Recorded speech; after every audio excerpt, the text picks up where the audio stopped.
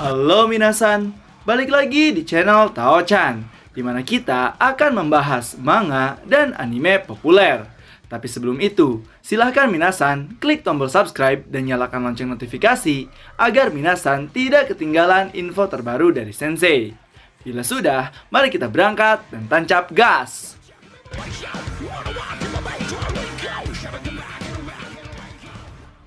Oke minasan, udah lama ya kita nggak ngebahas terkait manga Majo Taisen.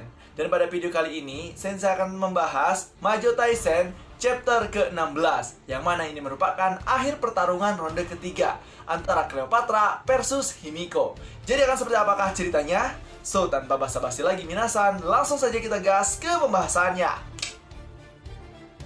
Chapter dibuka setelah penusukan yang dilakukan oleh Himiko kepada Cleopatra.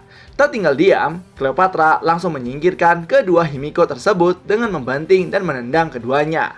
Para penonton yang melihat kejadian tersebut sangatlah terkejut karena terdapat dua Himiko di arena pertarungan, hingga Cleopatra berkata, "Ini adalah sihir kebohongan, bukan?"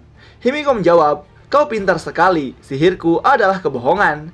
Jika lawanku mempercayai kebohonganku, maka itu akan menjadi kenyataan. Jadi, walaupun gadis itu seperti aku, tapi dia bukanlah diriku."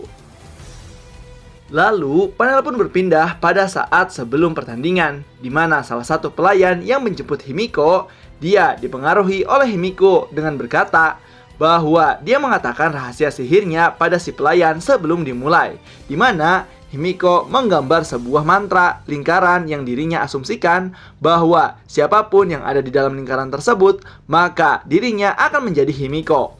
Sang pelayan yang awalnya tidak percaya, namun Himiko mengatakan lagi, "Lihatlah sekarang dirimu."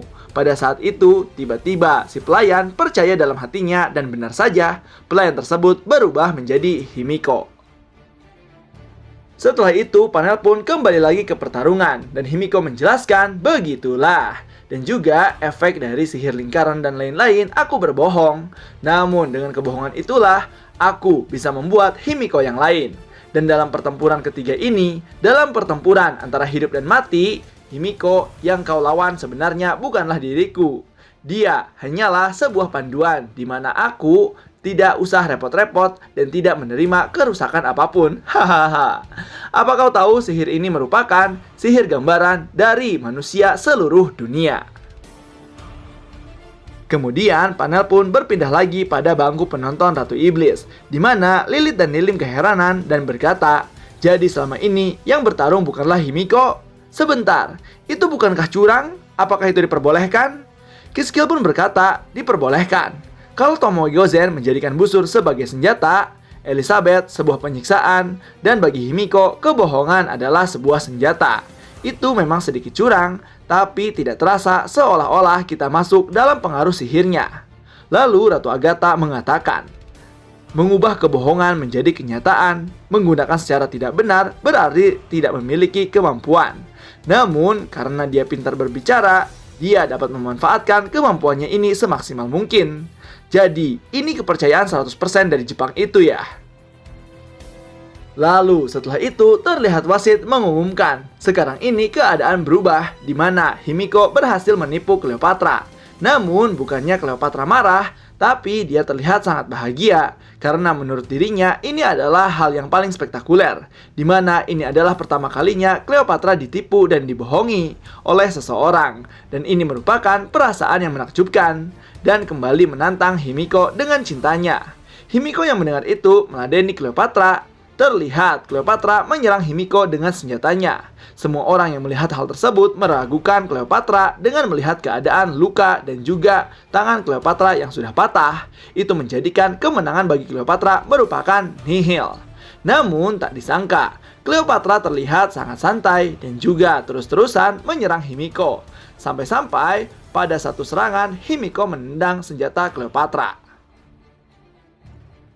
Dan pada saat itu panel berubah, di mana Cleopatra flashback dan merasakan sesuatu. Semasa hidup Cleopatra tidak pernah mencintai siapapun dalam lubuk hatinya, dikarenakan semua orang mengaguminya.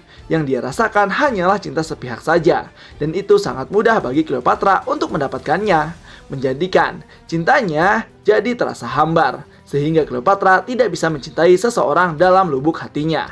Hingga dia berpikir berbeda pada saat bertemu dengan Himiko. Bagi Cleopatra, tatapan dan rasa mengerti Himiko pada dirinya sangatlah dalam.